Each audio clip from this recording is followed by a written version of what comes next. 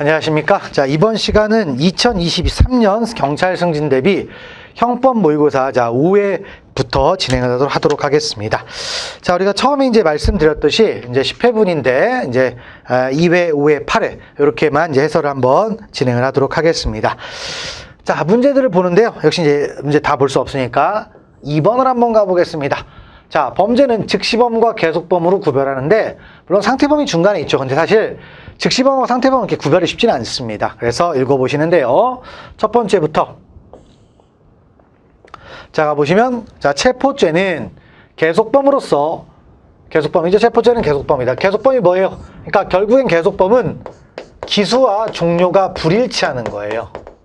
그래서 기수가 됐어도 위법 상태가 계속 유지되고 있는 거죠. 그래서 체포행위에 확실히 사람의 신체의 자유를 구속한다고 인정할 수 정도의 시간적 계속이 있어야 됩니다. 시간적 계속이 있어야 기수가 되는 거죠. 자, 될까요? 종료가 되는 거, 기수가 되는 거고. 그다음 두 번째 가보시면 직무유기죄는 직무를 수행하여야 하는 자기 의무를 수행하지 아니함으로써 구속요건에 해당하는 사실이 있었고 그 후에도 계속하여 자기 의무를 수행하지 아니하는 위법한 부작위 상태가 계속되는 한 가벌적 위법 상태는 계속 존재한다고 할 것이며 이를 전체적으로 취지했다므로 즉시범이 할 때, 그러니까 직무유기죄는 즉시범이 아니니까 뭐겠어요? 당연히 계속범이다. 그런 취지의 판례죠. 읽어보시고요. 다음 3번. 일반 교통방해죄에서 교통방해인은 계속범입니다. 그러니까 자, 계속되는 거죠? 이거 읽어보시고. 그 다음에 도주죄는 계속범이다 있는데 도망가면 끝나요. 그래서 도주행위를 기수에 이르렀습니다. 기수에 이르렀는데 범인의 도피행위를 도와주는 행위는 범인 도피가 아닌 도주원조 반대로 되어 있죠. 그래서 행위는 자, 도주원조죄에 해당합니다. 아니 이제 뭡니까? 범인 도피죄가 아니라 도주원조죄에 해당한다 했는데 기수에 이르렀으니까 뭐가 돼요? 범인 도피죄가 되는 거죠. 도피죄. 그래서 반대로 설명되어 있다. 그래서 범인 도피죄. 그러니까 도주원조죄는 도망가는 걸 도와주는 거예요. 그러니까 도망가면 원조가 없습니다. 도망가면 원조가 없다. 그래서 그걸 기억하시면 되겠습니다. 자, 넘어가시면 되겠고요. 다음에 또 다음 문제 한번 가보겠습니다. 우리 4번 문제 한번 볼까요? 자, 인과관계에서 옳지 않은 것. 첫 번째, 임차인이 자신의 비용으로 사용하던 가스 설비의 휴즈코크를 아무런 조치 없이 제거하고 이사를 간 후 주 밸브가 열려져 가스가 유입되어 폭발 사고가 발생한 경우 임차인의 과실과 가스 폭발 사고 사이에 상당 인과관계가 인정되지 않는다? 인정되죠. 왜냐면 지금 임차인이 조치를 안 해놓고 갔잖아요. 인정됩니다. 그래서 좋지 않은 거와 폭발 사고 사이에 인과관계가 있습니다. 자, 다음에 두 번째, 선행 차량에 이어 갑의 운전 차량이 피해자를 연속하여 역과하는 과정에서 피해자가 사망한 경우에 갑 운전 차량의 역과와 피해자의 사망 사이에는 당연히 인과관계가 있죠. 됐고, 세 번째, 운전자가 상당한 거리에서 보행자의 무단횡단을 미리 예상할 수 없는 야간에 고속도로를 무단횡단한다는 보행자를 충격하여 사망했다. 그러면 일단 뭡니까? 예상할 수 없는 야간. 그러면 이건 뭐죠? 더 이상 주의 의무가 없죠. 그러니까 인과관계가 없는 거죠. 일종의 신뢰의 원칙과 같은 얘기입니다.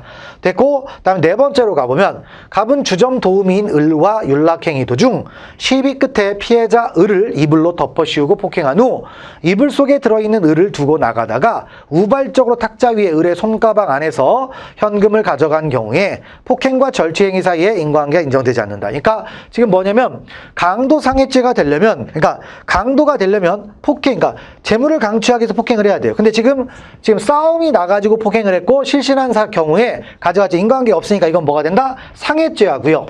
사람을 다치게 했으면 상해죄죠. 그 다음에 절도죄가 되는 거예요. 강도가 되는 게 아닙니다. 그래서 이 부분을 얘기하는 겁니다. 맞는 얘기가 되겠죠? 그래서 1번이 틀렸습니다. 넘어가시면 되겠고요. 다음 6번 문제를 한번 보도록 하죠. 자, 책임 능력 옳은 것 있네요. 첫 번째, 자, 기대 가능성의 존재의 판단은 행위 당시에 행위자가 처해있던 구체적 사정에서 행위자의 능력을 기준으로 본다 했는데, 자, 우리가 이제 기대 가능성 판단할 때 기준이 견해 대립이 있어요. 근데 판례는 뭐다? 평균인 표준설의 입장입니다.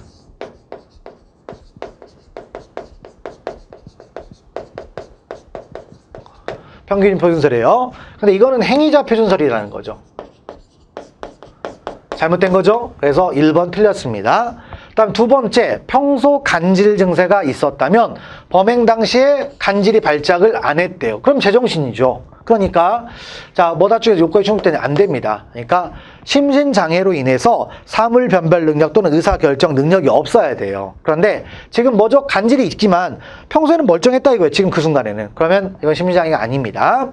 다음 세 번째 가보시면 자, 범행 당시 정신분열증을 앓고 있던 갑에게 A를 살해한다라는 명확한 의식이 있었고 갑이 범행 경위를 소상하게 기억하고 있다는 점만으로는 자, 심리상실 상태가 아니었다고 단정할 수 없다. 무슨 맞는데 뭐냐면 우리가 이제 사물 변별 능력 있잖아요. 자, 이게 기억 능력하고 일치하는 말이 아니에요. 그러니까 기억한다고 해서 책임 능력이 있다. 기억 못한다고 해서 책임 능력이 없다. 이런 뜻이 아니라는 겁니다. 그래서 2번도 3번도 같은 얘기입니다. 됐고 그다음에 자 4번 가보겠습니다. 사춘기 전에 뭐 쪽에 소화기호증이죠. 일종의. 자 소화 여기 있네요. 소화기호증. 근데 이런 거 뭐 충동조절 장애. 그다음에 뭐 무주물성애.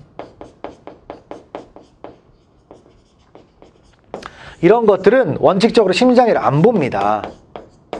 빨래가 단지 심리장애를 안 보는데 이게 너무 심해서 정신병과 동등하다고 평가될 수 있다든지 또는 다른 심신장애 사유와 경합을 한다든지 그러면 예외적으로 심리장애 될 수 있는데 어떠한 부가 설명이 없죠. 그러니까 이렇게 이제 보시면 되는 거죠. 그래서 3번이 맞는 지문이 되는 겁니다. 넘어가시면 되겠습니다. 그 다음에 8번 한번 가볼까요? 자, 8번 가보면 자, 남편이 출장을 가고 혼자 잠을 자고 있던 주부 갑은 새벽녘 누군가 문을 열고 들어오는 소리를 듣고 이를 강도할 생각으로 폭행하였다. 자, 뭐다? 그러나 불을 켜고 확인한 결과 남편을 올인한 거죠. 그러면 이게 뭡니까? 위전착이죠. 위법성 조각사회 전제 사실을 한 착오입니다.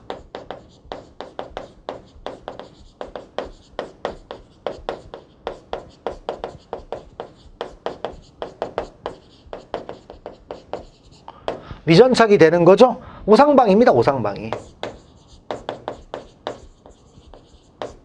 자, 이 부분이에요. 자, 그러면 첫 번째부터 가보면 엄격 책임설은 뭐다? 위전착도 금지착오예요. 그럼 금지착오면 어떻게 됩니까? 오인의 정당한 이유가 있냐 없냐를 따져서 오인의 정당한 이유가 있으면 고의범으로 처벌하고요. 오인의 정당한 이유가 없으면 고의범으로 처벌하고요. 정당한 이유가 있습니다. 그러면 자, 뭐다? 고의가 조각에 책임이 조각됩니다.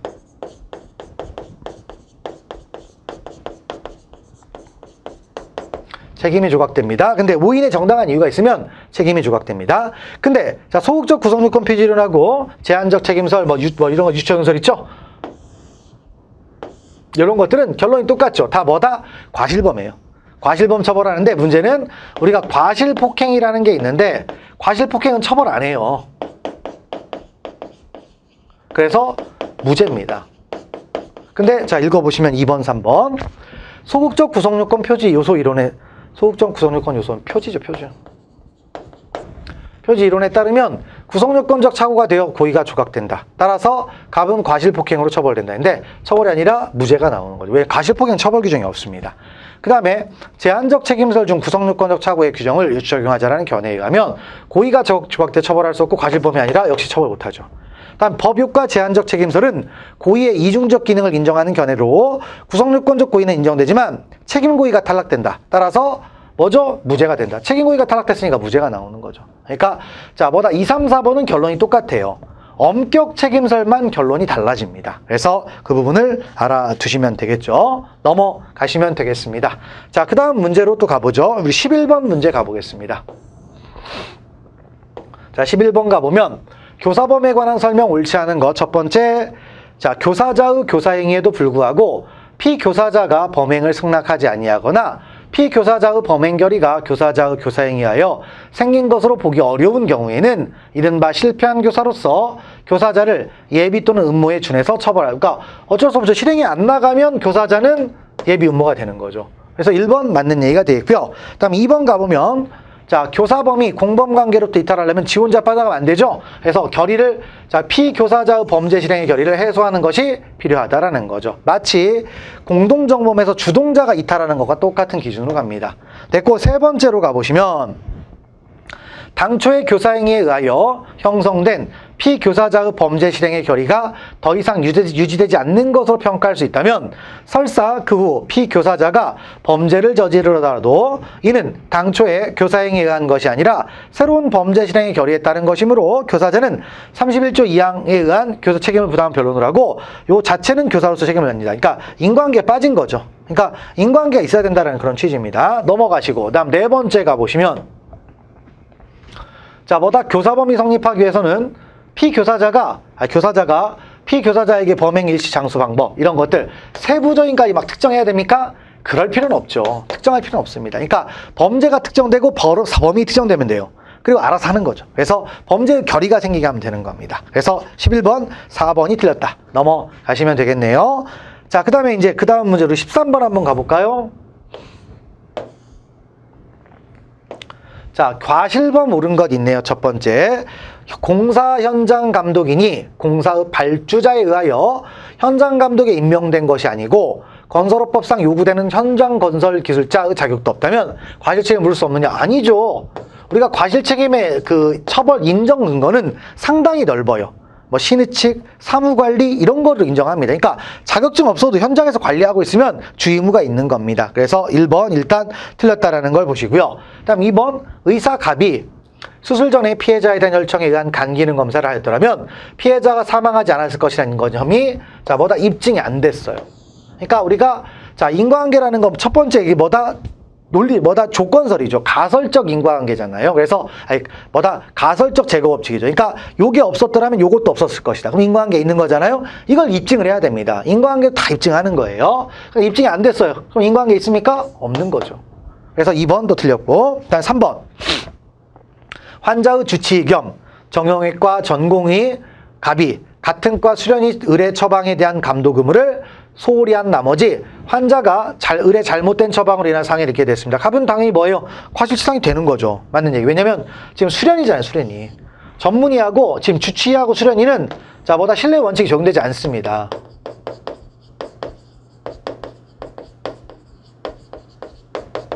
적용되는 거 아니에요. 그래서 3번이 맞고요. 그다음에 4번 가보시면 과실범의 주의무 위반은 정상의 주의를 태만히 하는 것을 의미하고 과실의 유무를 판단하면은 쭉해서 행위자의식 기록을 주려는 거 아니죠. 우리가 과실범도 당연히 일반인을 기준으로 따져요. 일반인.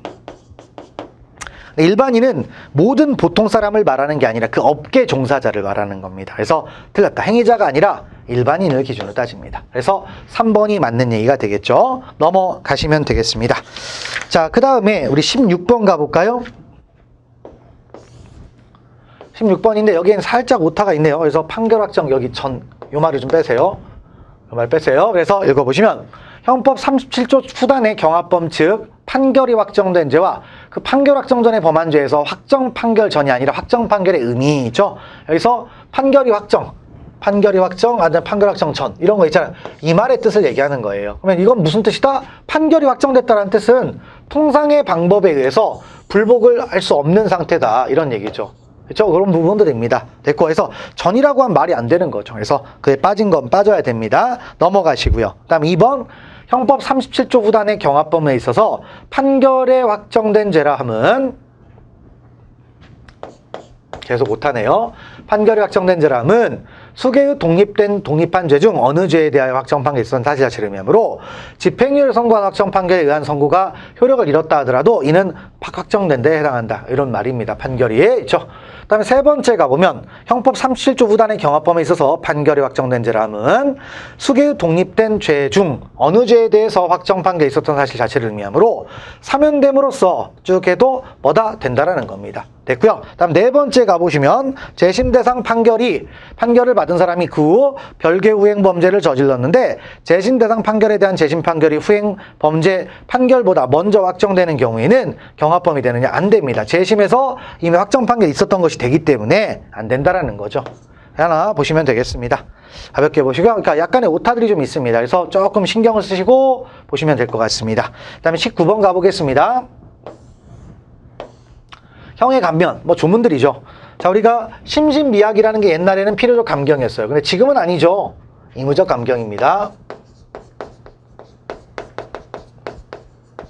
그다음에 옛날에는 농아자라고 불렀는데 지금은 청각 및 언어장애인으로 부르고 있죠. 필요적 감금 맞습니다. 그다음에 과잉방위는 정황에 의해서 감경 또는 면제할 수 있다라고 했습니다. 그렇죠? 그다음에 장애미수는 정범보다 기수보다 감경할 수 있다라고 했죠. 그다음에 중지미수는 어떻게 되면 필요적 면제가 아니라 감면이죠. 그래서 틀렸고요. 그래서 있고 그다음 불능미수는 자, 의무적 감면이죠. 의무적 감면. 그래서 자, 답은 3번이 되는 겁니다. 가볍게 또 보시면 되겠고요. 넘어가시면 되겠습니다. 자, 그다음 22번 한번 볼까요? 다음 설명 중 옳은 거 네 가지고 있네요. 자, 독립행위가 경합하여 자, 상해의 결과 있네요. 상해의 결과. 자, 원래 독립행위가 경합하면 미수범이죠. 근데 상해죄의 동시범 특례가 있습니다. 그래서 이건 상해죄의 동시범 특례가 미수범이 아니라 공동정범에 의한다라는 거죠.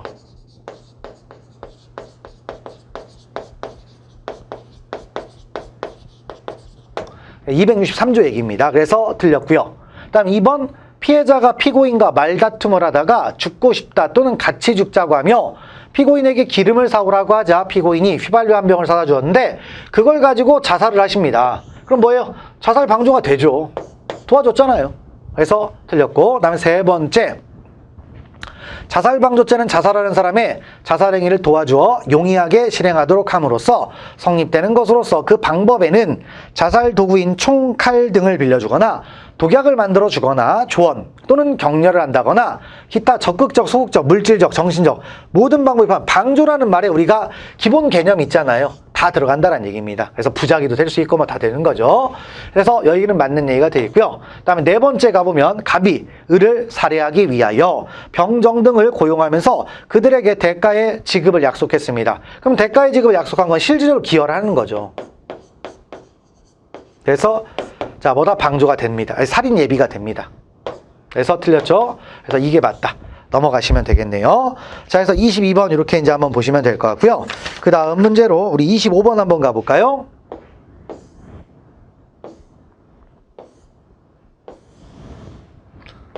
자, 준강간죄가 있네요. 준강간죄는 뭐죠? 폭행 협박이 없습니다. 왜? 객체가 정해져 있죠. 심신상실 또는 한거불능 상태에 있는 자를 이용을 해서 강간 및 추행을 했을 때 성립하는 거죠. 그래서 들어가는데 그러면 역시 이제 이것도 다 뭡니까? 결국엔 성적 자기결정권이 보호법이게 됩니다. 근데 성적 자기결정권은 적극적인 게 아닙니다. 소극적인 걸 얘기하는 거예요. 원치 않는 자와 성행위를 하지 아니할 자유죠. 그래서 읽어보시면 준강간죄는 사람의 심신상실 또는 한거불능의 상태를 이용하여 간음함으로써 성립하는 범죄로서 정신적, 신체적 사정으로 인하여 성적인 자기방어를 할 수 없는 사람의 성적 자기결정권을 보호법이로 한다. 됐고, 두 번째, 준강간죄에서 한거불능의 상태라 함은 심신상실이 원인이 되어 심리적 또는 물리적으로 반항이 절대적으로 불가능하거나 현저히 곤란. 그렇게 막 되는데 자, 심신상실 또는 한거불능이라고 했잖아요. 그러면 한거불능이라는 말은 심신상실 이외의 원인이죠.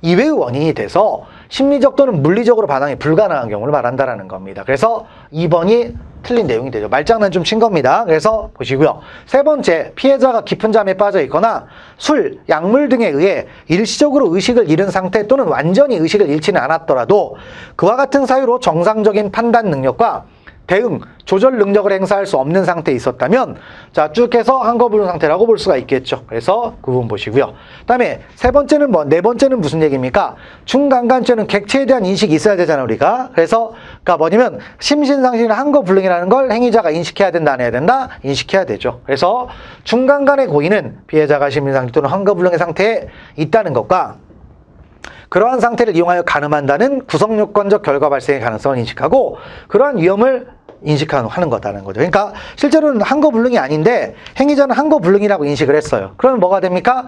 불능미수가 될 수가 있는 거죠. 그래서 그 부분 파악하시면 되겠고요. 넘어가시면 되겠습니다.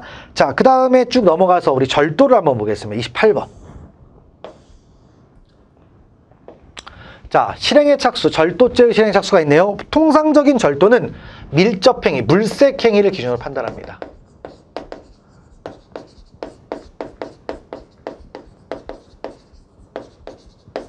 이게 기준이 돼요. 자, 그래서 한번 읽어봅시다. 자, 절도죄의 실행의 착수 시기는 재물에 대한 타인의 사실상의 지배를 침해하는데 밀접한 행위를 개시한 때라고 보아야 하므로. 있죠? 여기까지가 기본 예의고. 그다음 야간이 아닌 뭐다? 주간입니다. 자, 야간이 아닌 주간에 절도의 목적으로 타인의 주거에 침입하였다고 해도 아직 절취할 물건의 물색 행위를 뭐했다? 시작하기 전이래요. 그러면 실행착수 없다. 이게 절도의 미수가 안 되는 거죠. 근데 이제 왜 이러냐면 주간에 들어가는 건 자 되는데 야간에 들어가면 야간 주거 침입 절도가 돼요. 근데 야간 주거 침입 절도가 되면 주거 침입 시가 되니까 이 주간이냐 야간이냐 정확하게 따지는 거죠. 그래서 1번은 맞는 얘기입니다. 그다음 2번. 금품을 절취하기 위하여 고속버스 선반 위에 놓여진 손가방의 한쪽 걸쇠만 열었네요. 그러면 실행착수가 있나요? 아, 있죠. 이 정도 밀접행위 한 거죠. 그렇죠?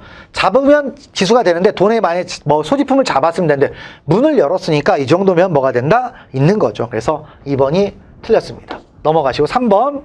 자, 노상에 세워 놓은 자동차 안에 물건을 훔칠 생각으로 자동차 유리창을 통하여 그 내부를 손전등으로 비춰본 것에 불과하다면 비록 유리창을 따기 위해 면장갑을 끼고 있었고 그다음에 근데 여기서 손전등으로 비춰본 것에 불과하다라는 겁니다. 그러면 이건 실행에 착수했다고 볼 수 있다 없다? 없는 거예요. 밀접행위가 아닌 거예요. 자, 그다음에 또 넘어가서 밑으로 내려가서 자, 소를 흥정하고 있는 피해자의 뒤에 접근하여 그가 들고 있던 가방으로 돈이 들어있는 피해자의 하의 왼쪽 주머니를 스치면서 지나간 행위는 단지 피해자의 주의력을 흩뜨려 주머니 속에 들어있는 금원을 절취하기엔 예비의 단계에 불과하다. 실행에 착수했다. 절도 예비라는 거죠. 절도 예비. 근데 절도 예비는 처벌하지 않습니다. 그런 얘기죠. 그래서 4번 맞는 얘기가 되겠습니다. 넘어가시면 되겠고요. 그 다음에 또 특이한 문제가 있네요. 30번 문제 한번 보겠습니다. 다음 됐죠? 사례에서 밑줄 친 부분에 죄책이 옳은 것. 그래서 뭡니까? 갑은 토지거래 허가 등에 필요한 서류라고 속여서 자 뭐다? 도장을 받게 했어요. 그럼 이걸 우리가 보통 뭐라고 하냐면 서명사취라고 합니다. 그래서 처분문서에다가 도장을 찍게 하는 거죠. 그러면 도장을 찍은 행위가 뭐다? 처분행위예요.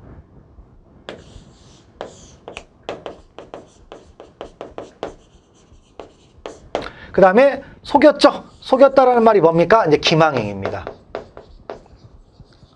기망행위. 그래서 자 기망행위 있고 처분행위 있습니다. 구조가 뭐죠? 사기죠. 근데 이제 문제는 여기서 고의를 할 때 고의가 이제 할 때 뭐냐면 처분 결과에 대한 인식이 필요하냐 이걸 따져요. 왜냐면 처분행위가 있으려면 플러스로 뭐다? 처분 의사가 있어야 돼요. 근데 처분 의사에다가 혹시 여기에 처분 결과에 대한 인식이 필요하냐? 피해자 입장에서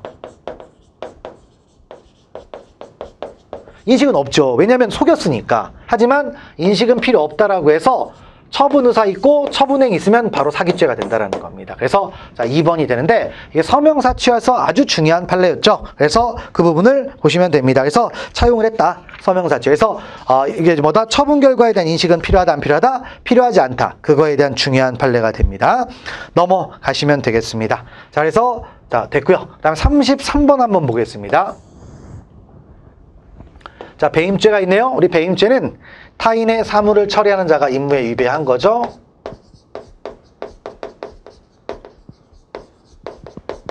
요게 되는 이제 진정신무, 주체죠. 그래서 타인의 사무 처리자야 됩니다. 자, 그러면 이걸 놓고 따져보는 건데, 자, 지입회사 운영자인 피고인이 지입계약에 따라 지입차주인 피해자의 사물을 처리하면서 화물차에 관한 임의로 담보를 설정하지 아니할 의무가 있었음에도 이에 위배하여 피해자의 승낙 저당권을 정했으면 당연히 이 지입차주한테 손해가 됩니까? 안 됩니까? 되죠. 배임죄 됩니다. 타인의 사무예요. 다음에 두 번째, 부동산의 매도인으로서 매수인에 대하여 그 앞으로의 소유권 이전 등기 절차에 협력할 의무 있는 갑이 같은 부동산을 매수인 이외의 제3자에게 이중으로 매도하고 제3자 앞으로 소유권 이전 등기를 수해서 가득히 발생. 그러니까 이중매매죠, 부동산.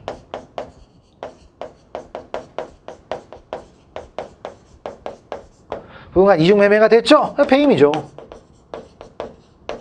됐습니다. 그 다음에 세 번째, 회사의 대표이사 등이 그 임무에 위배하여 회사로 하여금 다른 사업자와 용역계약을 체결하게 하면서 적정한 용역비의 수준을 벗어나 부당하게 과다한 용역비를 정해서 지급을 했습니다. 그러면 회사에게 손해가 되는 거예요. 이거 배임됩니다. 자, 그런데 이제 우리가 타인의 사무라고 했잖아요. 그래서 자기 사무면 배임죄가 안 돼요.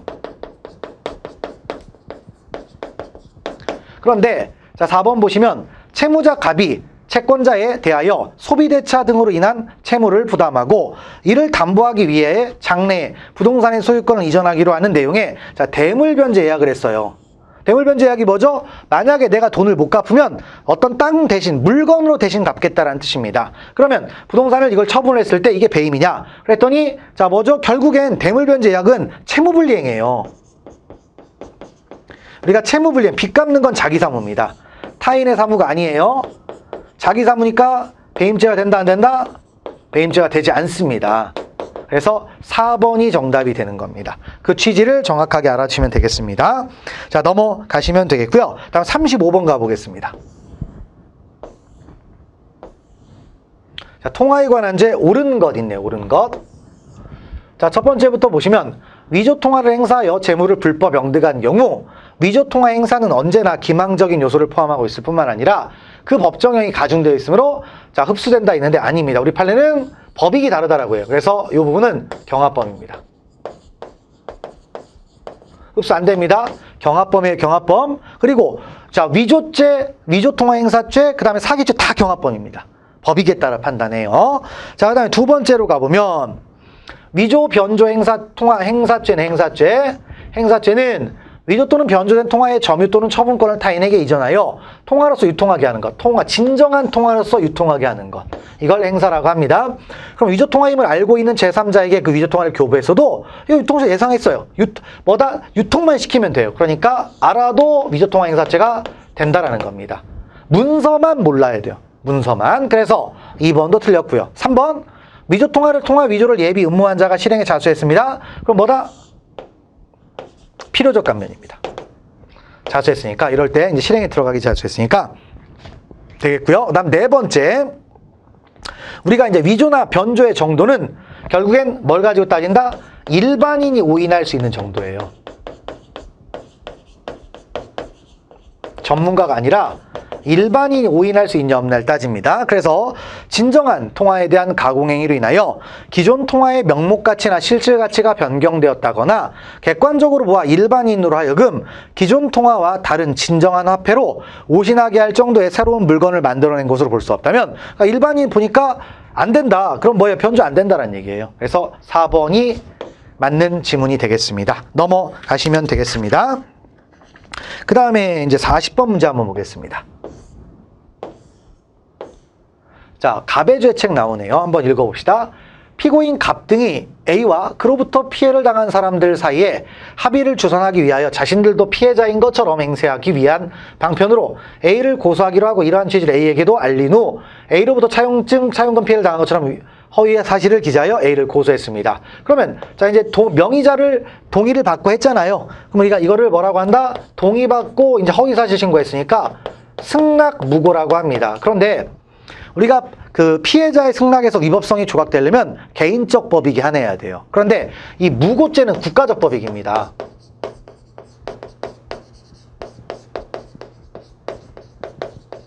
그러니까 승낙무고는 위법성을 조각합니까? 안 합니까? 조각하지 않습니다. 무고죄 성립합니다. 그래서 기억번은 무고죄가 되겠고요. 다음 니은번 을병이 갑의 사업자금을 조달하는 방편으로 약소고음을 보증하였다가 채권자 A가 을 소유의 부동산에 강제 경매를 신청하자 이를 면하기 위하여 갑의 승낙 아래 그로부터 허위 사실을 기재한 확인서 등을 받고 갑과 A를 유가증권 위조 등으로 뭘 했다? 무고를 했습니다. 승낙을 받고 했는데 이 부분은 이제 뭐다? 결국엔 도와준 거다 이거죠. 도와준 거다. 그래서 뭐 그런 건데 무고 방조라고 표현을 하는 겁니다. 그래서 갑니다. 그래서 무고 뭐가 된다? 방조가 된대요. 방조. 그래서 방조. 뭐 그런 취지로 간다라는 겁니다. 그래서 가볍게 보시면 되겠습니다. 그래서 특이한 판례죠. 그래서 읽어보시면 되겠고 넘어가시면 되겠습니다. 무고 방조죄의 죄책을 부담한다. 자, 넘어가시면 되겠고요. 그래서 요 정도까지 해서 이제 마무리를 지면 되겠습니다. 그래서 오해도 좀 까다로운 문제들 뭐 있는데 지문들에서 우리가 판례 같은 거 많이 보는 거니까 어렵지 않아요. 이론이나 이런 거 아니면 개수 문제 이런 것들을 평소에 좀 많이 보는 연습이 좀 필요하겠습니다. 그래서 자, 이렇게 해서 자, 이제 5회 모의고사를 마무리 짓도록 하겠습니다. 자, 강의를 마무리 짓겠습니다. 자, 수고하셨습니다.